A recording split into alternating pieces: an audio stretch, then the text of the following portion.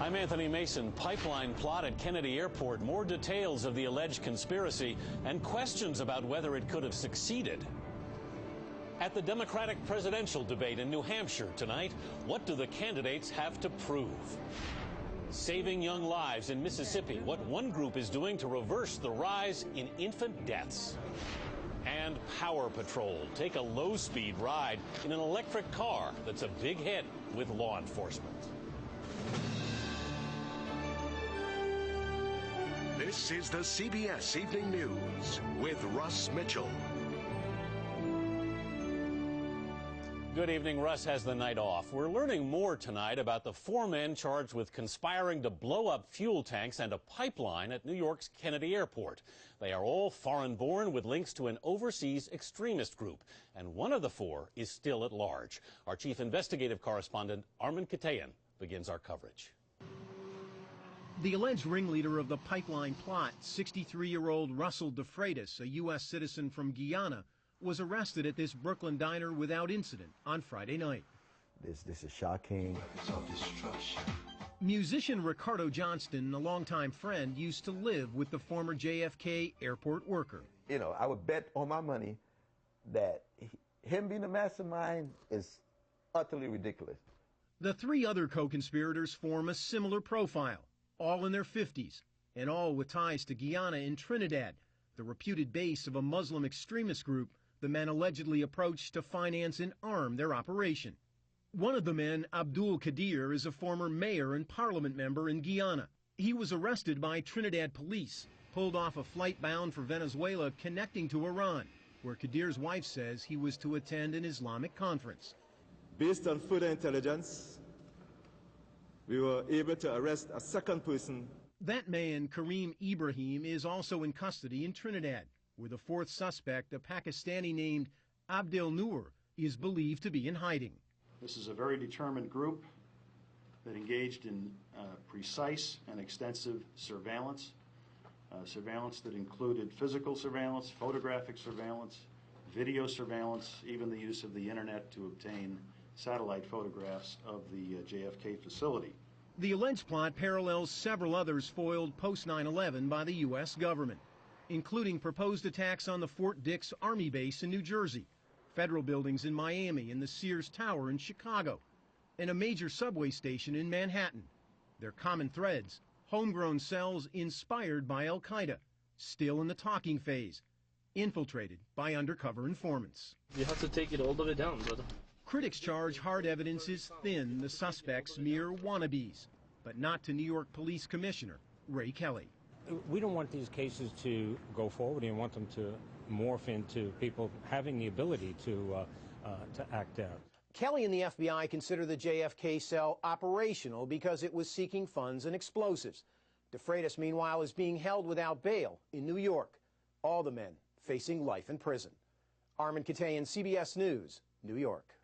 The alleged plot to bomb the Kennedy Airport fuel pipeline raises one very big question. Could it really have triggered a wide-ranging chain reaction of explosions and fires? Tony Guida has been looking into that part of the story. Come on, let's go. You gotta get out of here. Even the Twin Towers couldn't touch it. That was the boast by the alleged ringleader of the plot to blow up fuel tanks at Kennedy Airport. The FBI says he envisioned catastrophe worse than September 11th. One of the federal officials who helped take down the plot agreed. The devastation that would be caused had this plot succeeded is just unthinkable. The pipeline the plotters targeted delivers more than 8 million gallons of jet fuel and petroleum to New York daily. It originates in New Jersey, crosses Staten Island, then heads east through Brooklyn and Queens on its way to storage tanks at Kennedy Airport. In this densely populated neighborhood of Brooklyn, New York, the pipeline, as it makes its way to JFK, is a mere 4 feet under this ground. Nearly 2.5 million people live in Brooklyn, tens of thousands within a few blocks of this spot. Unthinkable devastation, U.S. Attorney Moskoff said. I believe she's wrong, and she's obviously been misinformed. Pipeline expert Richard Kuperwitz believes even if airport fuel tanks had exploded, the damage would have been contained, not spreading to the terminals nor to the main pipeline. In its ability to kill people on that scale of 9/11. I would say that would not be possible with a pipeline. Kennedy's fuel tanks are at the edges of the airport, connected by underground pipes to the main pipeline. Even a raging fire in a storage tank would not ignite the pipeline, says a spokesman for the pipeline company. The pipeline is full of fuel. It's full of liquid. There's no oxygen in it. It's the vapors of petroleum products when they mix with oxygen that ignite.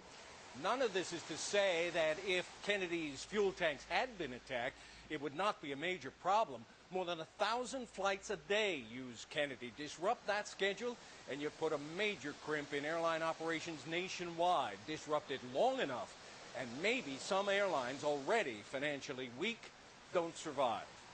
Anthony? Tony Guida, thanks very much. It has been a terrible weekend for U.S. troops in Iraq and a terrible start to June, following the third deadliest month of the war. The military reported 14 more soldiers killed in action, including 4 in a single roadside bomb today, raising the total U.S. toll for the war to at least 3,494. All 8 Democratic presidential candidates had the Iraq war on their minds as they went into this evening's televised debate in New Hampshire, which holds the first primary election of Campaign 08. Sharon Alfonsi is in Manchester tonight. One stage, 3 leaders, and a gang of others trying to take them down. This debate has all the makings of a good Sunday night drama. The only one that's emboldened the enemy has been George Bush. You want to end it? Bring them home. Stop the funding. And if those second-tier candidates are trying to seize the moment, frontrunner Hillary Clinton is just trying not to lose it. The differences among us are minor. The differences between us and the Republicans are major.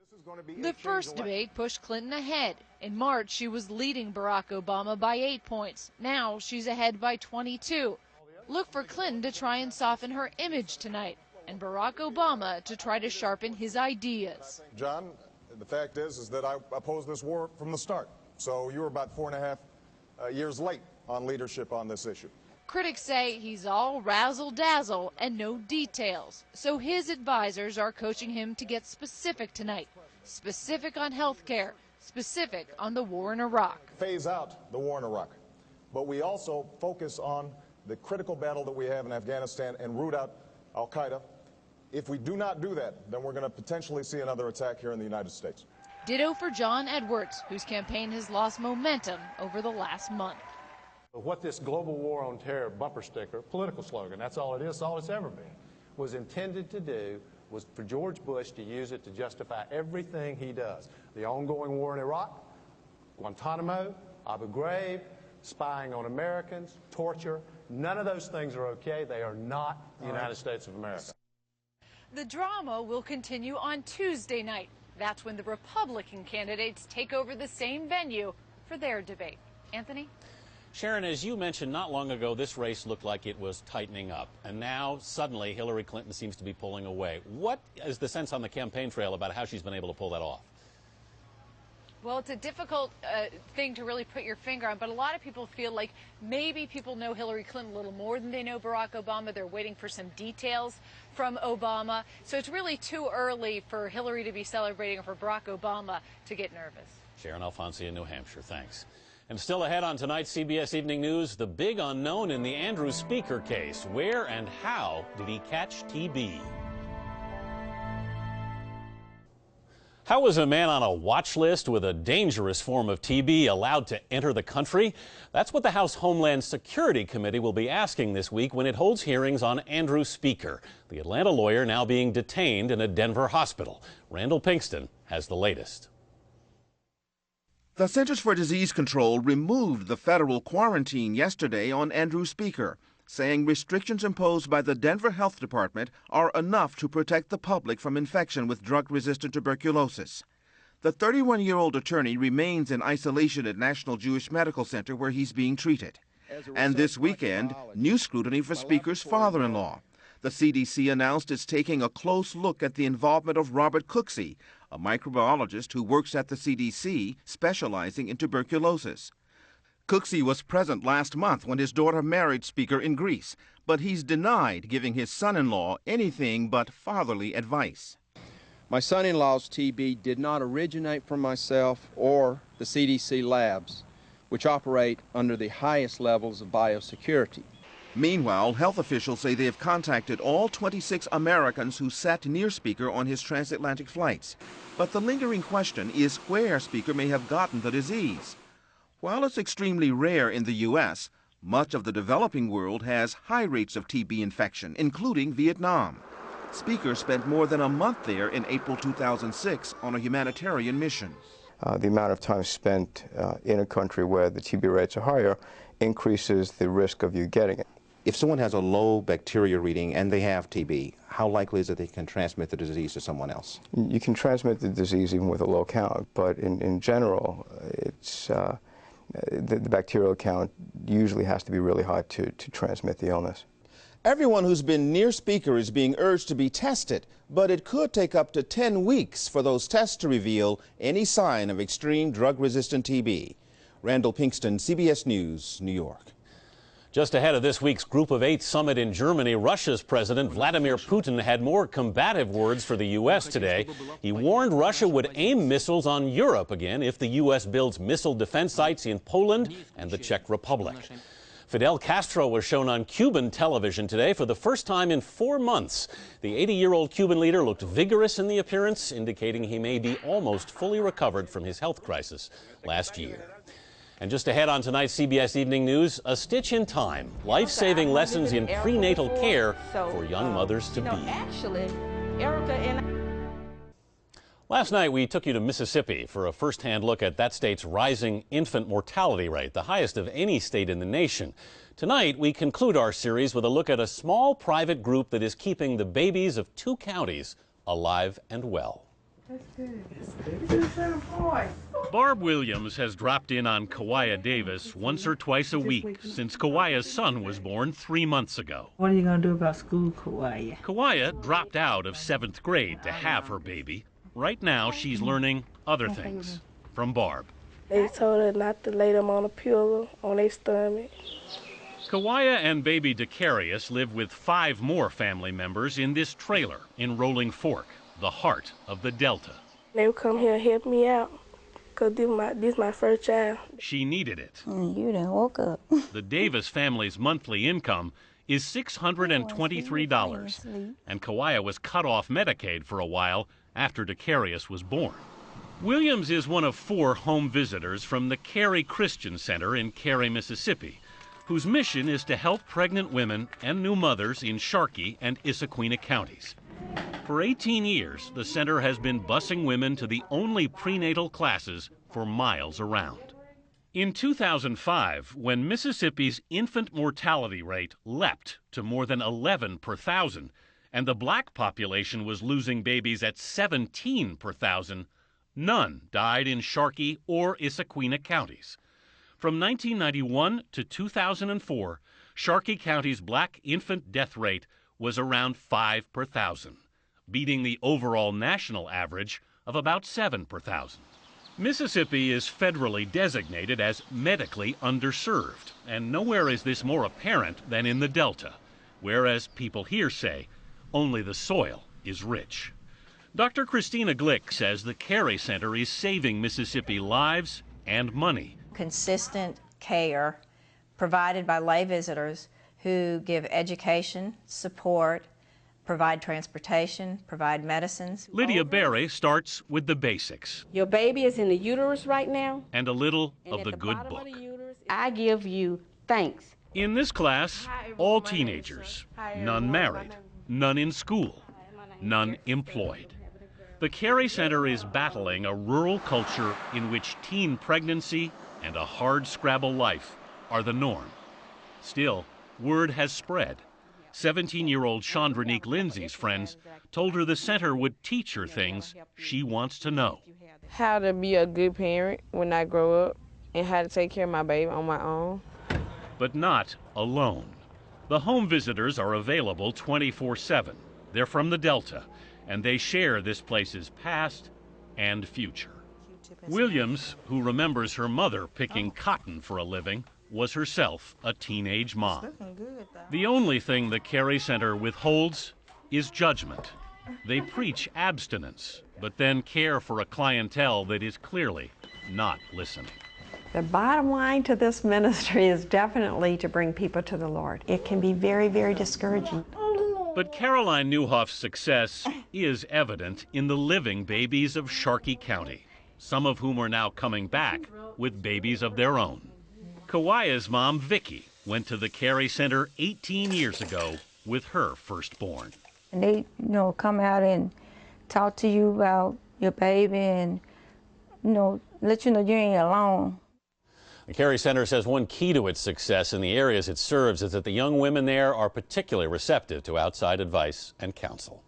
And coming up on tonight's CBS Evening News, electric police cars, low-speed chases, high-energy savings.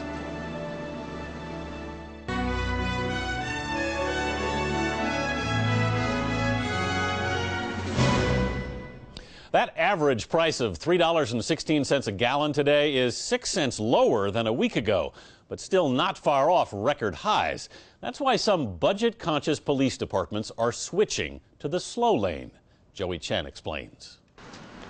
To hear city leaders in Belmar, New Jersey tell it, theirs is a community on the move.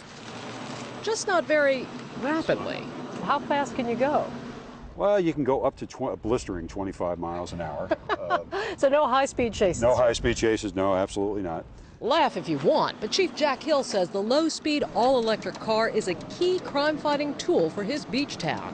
And with $3+ pump prices, a far better deal than his department's old gas scooters. They used an average of 50 gallons a week between the 3 or 4 of them that we had. Which these days would be? It would be a tremendous cost. Yeah, $150. Yeah, $200 a week. The Belmar police now have 3 electric vehicles. Plug them into any standard outlet overnight. There's enough charge for a full 8-hour shift. The little cars have inspired some locals to buy their own. We've seen a couple of them in town buy them. I know the mayor has one. The kids of Belmar call this the Mayor-mobile. Mayor Ken Pringle drives his most days, leaving his Jaguar sedan at home. I have more fun in this car than I've ever had driving since I turned 17. He led New Jersey's effort to make low-speed cars legal on public roads that have speed limits of up to 35 miles per hour. Last week, Delaware became the latest state to allow them. Most now do. Topping out at 25 miles an hour, they're twice as fast as most golf carts and more roadworthy, requiring driver's licenses and some safety equipment.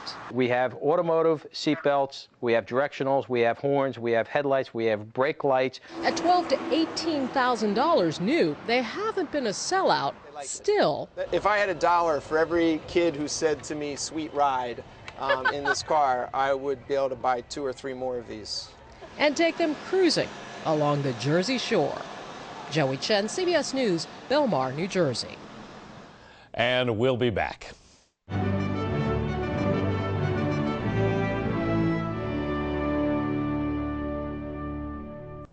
Finally tonight, his name is Jan Grzebski, but it might just as well be Rip Van Winkle. Polish TV says the injured railroad worker recently woke up from a 19-year-long coma. During that time, he missed the fall of communism, all or part of 4 U.S. presidencies, and the birth of 11 grandchildren. Quite a wake-up call. And that's the CBS Evening News. Later on CBS 60 Minutes and Mike Wallace's exclusive interview with Jack Kevorkian. I'm Anthony Mason, CBS News in New York. Thanks for watching. Good night.